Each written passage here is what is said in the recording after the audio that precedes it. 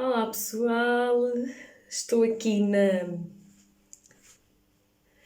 estou aqui na casa de banho, como vocês estão a ver. Espero que vocês tenham um dia alegre, com sol, pelo menos. Eu hoje vou aqui desabafar um bocadinho com vocês em relação a uma situação que acaba por ser um bocadinho de desabafo, mas acaba por vos passar um pouquinho de informação e do conhecimento que eu tenho. Vamos falar um pouquinho de fala em relação, digamos, a crianças e situação de tipo dentes. Pronto. Quero eu dizer e vou resumir isto em várias situações. Se eu fizer isto de vez em quando, claro, eu estou a ver se realmente está a focar, porque eu não consigo ver se está concretamente a focar, eu só ponho uma parte no espelho. E então quero eu dizer assim, que falo isto porquê? Porque o meu menino, digamos assim, está a ser acompanhado, e então a questão é que se passa é no sentido da fala. E ele, algumas palavras tem dificuldade de pronunciar corretamente, mas diz à maneira dele, mas de dizer ou abrir a boca no ponto certo ou localizar o som no ponto certo, ele tem alguma dificuldade em algumas palavras. Pronto. E então, isto acaba por ser um bocadinho irritante, porque eu posso-vos passar um bocadinho da informação, do conhecimento, porque assim, o meu menino andou dos 3 anos até fazer 4 anos num infantário, quero eu dizer, numa IPSS, pronto. Ou digamos, é uma IPSS, é uma instituição que tem ajuda da Segurança Social, e a outra parte é privada. Pronto. Ou seja, o menino ao entrar lá, até ao final de concluir o ano, digamos o ano letivo, o menino nunca se sentiu bem, nem nunca praticamente dizia o que é que queria, o que é que precisava, nem sim dizia, seja auxiliares, seja a educadora, até mesmo não falava muito para os meninos, não brincava muito com os meninos, ou seja, isto foi um processo um bocadinho complicado, porque elas começaram a dizer que o menino devia ter um problema qualquer. E eu disse que problema a não ser um bocadinho atrasado na fala. E elas diziam que o menino, para além da fala, deveria ter outra dificuldade qualquer. Pronto. Isto foi-se passando, o menino foi sempre acompanhado desde que nasceu pelo um pediatra a pagar. Eu ia sempre àquele pediatra, nem que fosse só pelo menos uma vez por mês. Pronto. Então, resumidamente, elas implementaram, digamos, ou meteram um problema no menino e perguntaram se eu não queria que o menino fosse acompanhado com uma terapeuta que ia lá à instituição, digamos, à IPSS, nesse infantário, que tinham uma parceria, acho que é assim que se diz, para avaliar não só ele, mas todas as crianças que lá estavam eram avaliadas se realmente precisavam de algum acompanhamento, de acompanhamento, como por exemplo fala, como por exemplo psicologicamente, como por exemplo aquelas crianças que possam ter trissomia 21 ou coisa do género, ou autistas, ou sei lá, pronto, ou o que seja, pronto, que interessa. E eu aceitei então digamos, aquele tempo com essa terapeuta, e ela disse ao caso com o menino que estava sim atrasado na fala, mas que havia muitos pontos que o menino não se sentia bem e notava que faltava ali alguma coisa.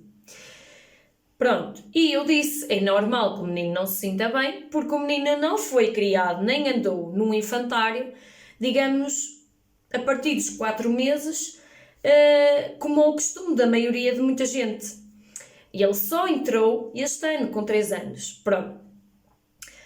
Ele em casa, com os pais, com os familiares, avós ou tio, ele falava, ele brincava, ele interagia, ele dizia sim, não, e falava o que queria. Pronto, pai, mãe ou avós, pronto, ou etc. Ele para nós em casa, ele falava, brincava, interagia. Pronto. Aqui a questão é que, quando ele ia para lá, ele não interagia. Eu vi situações que não vale a pena estar aqui a referir, quando eu fui lá buscar várias vezes o menino, eu e o pai. Não vale a pena referir, porque eu já chamei a atenção à instituição na altura. Daí eu cheguei ao ponto de referir à educadora que alguma coisa não estava a funcionar bem lá, porque assim, ele não se sentia bem naquele ambiente. Pronto. Depois ele vinha para casa, estava tudo ok, ele estava com os dele, estava tudo ok, pronto.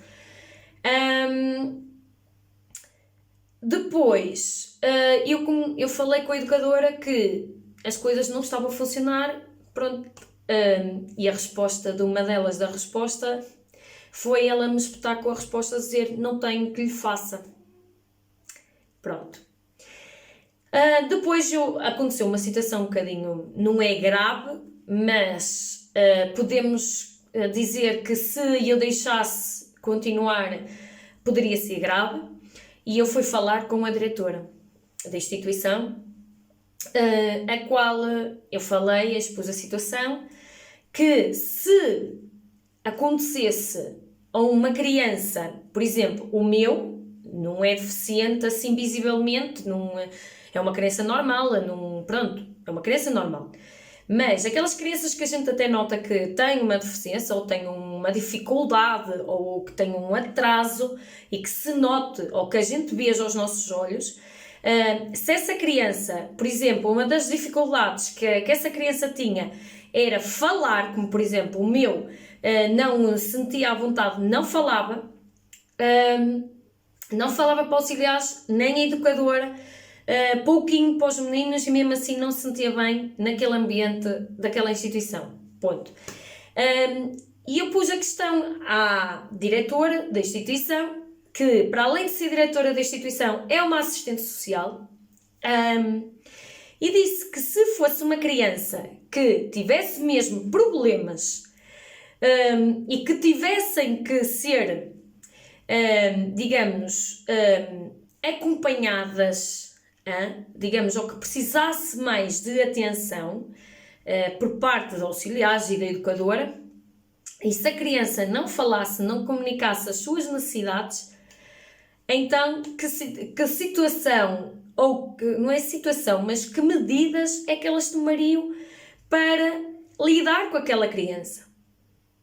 Que também referi que era muita criança numa sala só para uma educadora e para uma auxiliar, que elas não conseguiam dar vazão, a qual chegava às 4 horas a educadora, é a hora de ela ir embora e fica uma auxiliar, que é a auxiliar que a os acompanha juntamente com a educadora.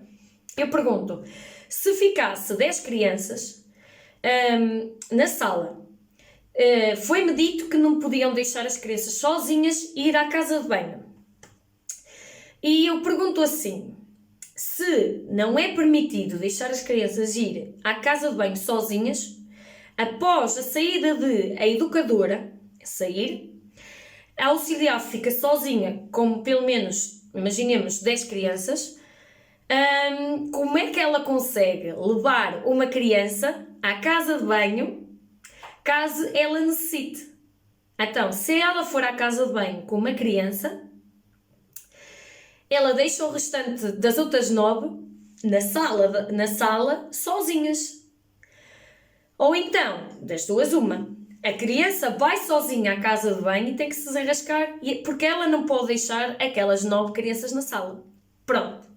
Eu fiz ver a situação então à diretora e disse que não tinha assunto nenhum, e foi aí que ela me deu essa tal resposta de me pegar e dizer assim, quanto a isso eu não tenho que faça, porque a lei permite ter 25 crianças por sala. E eu calei-me novamente, porque na realidade é permitido sim 25 crianças. E a questão foi mesmo como quem diz, tipo, se não está bem, tem que procurar melhor. Então a gente teve que fazer digamos, eu andei em vários sítios, ia a padarias, ia ao cabeleireiro, pedia o feedback não é de primárias, de prés públicas, se era bom o feedback, se os auxiliares, como é que era o funcionamento, não sei o quê, e eu tive bastante feedback positivo de 2 prés públicas, a qual eu então parti para a situação de ter que eu transferir para uma pré-pública. Então eu escolhi uma, graças a Deus, eu digo-vos assim, ele gostou imenso, logo no primeiro dia que não conhecia nem os meninos, nem a professora, nem as auxiliares, ele não conhecia ninguém, e posso dizer que do infantário para uma pré-pública foi uma coisa totalmente, parecia um milagre, tipo, a criança interagia com os outros meninos, a criança interagia com as auxiliares sem conhecer de lado nenhum, a criança falava para a professora sem a conhecer de lado nenhum, brincava, pedia, falava as suas necessidades e etc. Apesar de que, continuo a sublinhar, a criança tinha a sua dificuldade de pronunciar certas palavras, porque tem um bocadinho de dificuldade ainda na fala. Pronto. Mas uma mudança tão drástica, eu agora pergunto-vos, assim, será que o ambiente da instituição estava a ser benéfico para a criança? Ou será que a mudança de escola só lhe fez bem? Se calhar o ambiente da instituição, neste caso no infantário, não era assim tão bom. Pronto. E quero-vos dizer em relação aos dentes, porque eu estou a ficar um bocadinho farta e cheia desta situação, que alguns médicos, alguns terapeutas da fala, dizem ao caso que o atraso da fala que pode ser por causa da chupeta. Eu, como mãe, eu digo-vos assim, eu não concordo com isso. Eu vou tirar a toalha porque ela está a querer cair e vou ficar assim. E eu vou-vos dizer assim, eu não concordo com isso, porquê? Porque eu usei chupeta e já andava na primária, e quando chegava da primária, eu chegava a casa e pegava na chupeta, ou seja, eu mamei chupeta até aos meus 8 anos. E nunca tive atraso nenhum na fala, nem muito menos tive problemas de dentes tortos, digamos, tortos uns em cima dos outros, ou coisa do género. Digamos, a parte de cima do céu da boca muito estreito assim, porque até faz muito o normal, da largura normal. Portanto, eu não concordo, e disse isso à terapeuta já da fala e ocupacional, que não concordo de todo com essa situação. Acho que não é da chupeta, porque há crianças que nunca mamaram chupeta e têm dificuldade a falar, têm atraso na fala. Pronto. E depois dizem que pode afetar os dentes e não sei o que, não sei o que mais. Pronto. Também outra parte que eu não concordo. E a questão trata-se que, por acaso, eu há pouco tempo fui à dentista, expus essa situação e a própria dentista diz ao caso que não é os primeiros dentes que vai trazer consequências a chupeta, mas também não tem nada a ver com o formato do céu da boca ser estreito por causa da chupeta.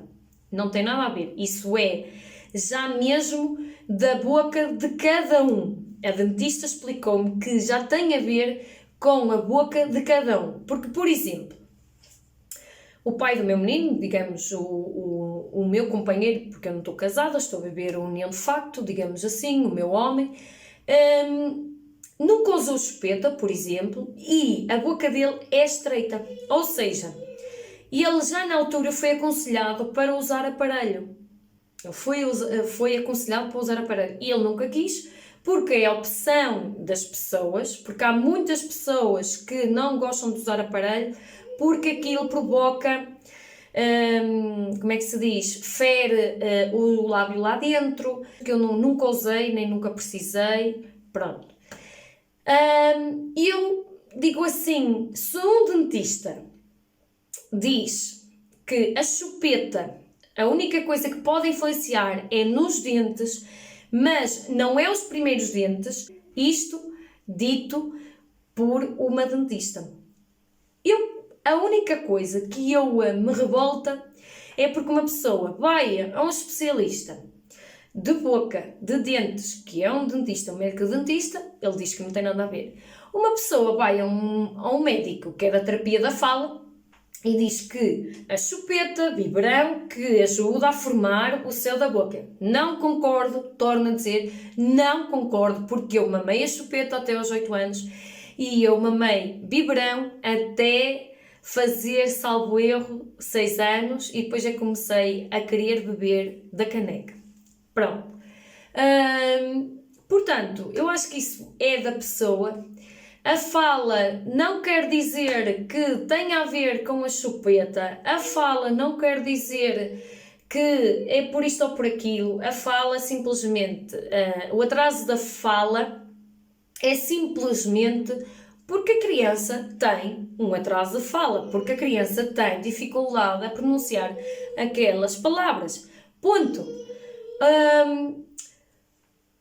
Os médicos, e eu revolto-me porque assim, os médicos hoje em dia, assim, não chegam a um consenso. Uma pessoa vai ali e eles não fazem nada. Eles vão ali e não fazem nada. Para dizer que o menino também andou no otorrino, fez exames de audição, a ver se ouvia mal, pronto, e está tudo ok.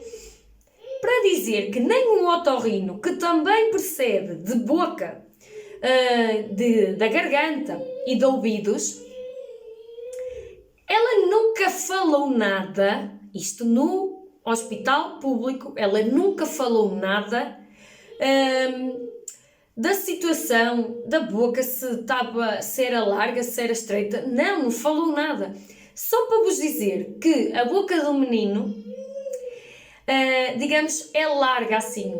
É larga, digamos, a parte de cima, os dentes são largos assim, tem espaçamento no espaço do céu da boca. Assim, o céu da boca tem espaçamento, ou seja, é larga. Portanto, se é larga, mais uma prova que a chupeta, digamos que seja um dedo, santa paciência. E é isso que eu vos digo, pronto, que foi um desabafo, que é uma situação assim muito complicada, porque um médico otorrino do hospital não faz grande coisa e eu estou a pensar em ir a um otorrino pagar para ver qual é a outra opinião. Pronto, são coisas completamente relativas que, sinceramente, que às vezes não tem fundamento nenhum. Pronto, passando à frente, quero partilhar uma situação. Se vocês querem ter cuidado com os vossos dentes, ou até principalmente as crianças, neste caso estamos a falar de crianças, com os dentes das crianças, vocês tentem investir em pasta dos dentes com menos ppm. E eu vou-vos dar um exemplo que eu tenho aqui, que esta é, eu acho que está a dar para focar, esta aqui é da Colgate, é de criança, que diz de 2 aos 6 anos e fala aqui 1000 ppm. Se vocês conseguirem ver, eu acho que aqui em baixo, aqui, está ali assim, 1000 ppm.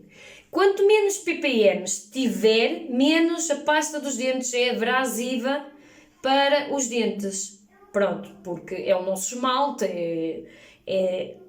não vai gastar tanto, digamos, os nossos dentes, assim falado pelo dentista.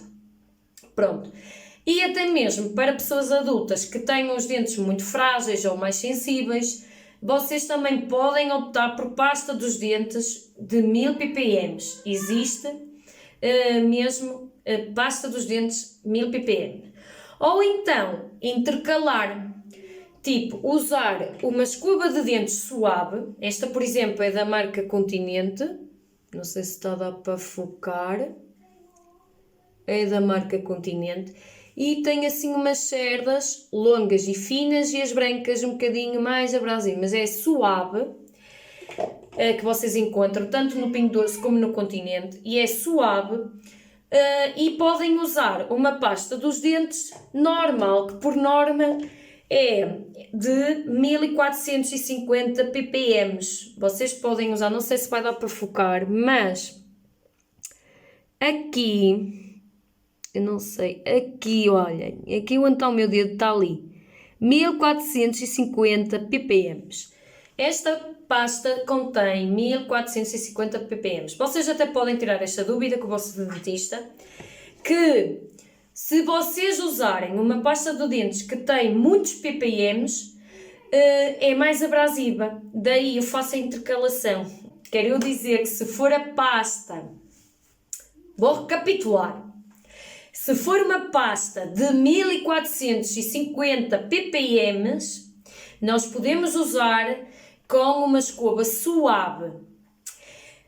Ou então, podemos usar uma pasta dos dentes 1000 ppm com uma escova suave.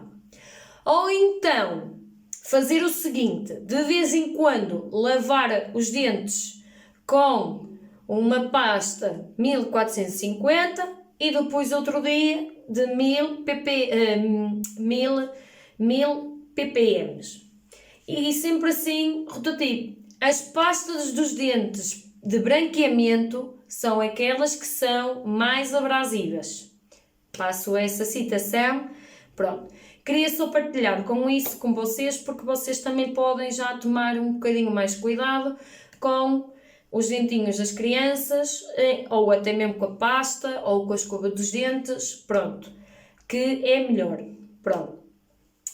Era este o meu desabafo, eram estas indicações que eu tinha, nem sabia se havia de fazer este vídeo ou não. Espero que tenha sido esclarecedora em relação a isto.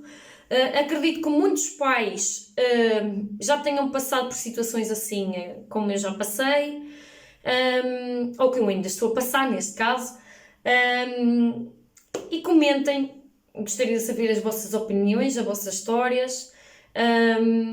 E pronto, é só para vos dizer a minha opinião como mãe, que nós pais temos que avaliar o que é que achamos que realmente tem lógica e aquilo que não tem lógica. Pronto. Espero que tenham gostado deste vídeo, acaba por ser um desabafo, mas então decidi partilhar com vocês para vos entreter e pronto. Espero que tenham gostado, fiquem bem e aproveitem estes dias para descansar, organizar, brincar com os vossos filhos e sei lá, não pensem muito nas coisas negativas, não vejam muitas notícias, que também não faz muito bem. Fiquem bem, portem-se bem e sejam felizes. Tchau!